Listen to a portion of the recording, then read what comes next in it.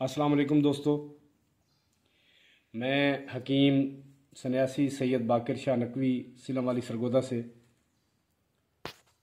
ये सुमलफार मेरे उस्ताद मोहतरम जनाब हकीम सन्यासी फ़हीम साहब आप शोरकोट, उन्होंने मुझे ये नुस्खा दिया और ये मैंने सुमलफार तैयार किया है। अब इसको ये कुठाली में आप देख रहे हैं, सिक्का तांबे का इसमें डाला है और उसके ऊपर ये तरह किया है। तो अभी आपको इसका रिज़ल्ट दिखाते हैं।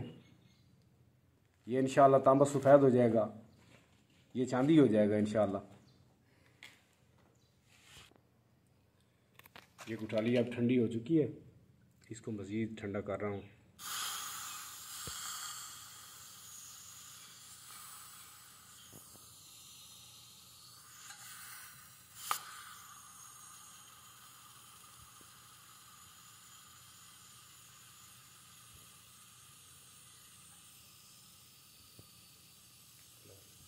अब मैं इसको तोड़ने लगा हूँ।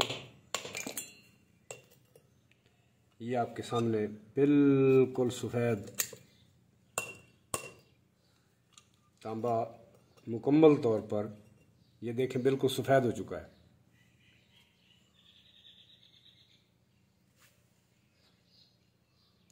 ये देखें, बिल्कुल सफ़ेद हो चुका है तांबा।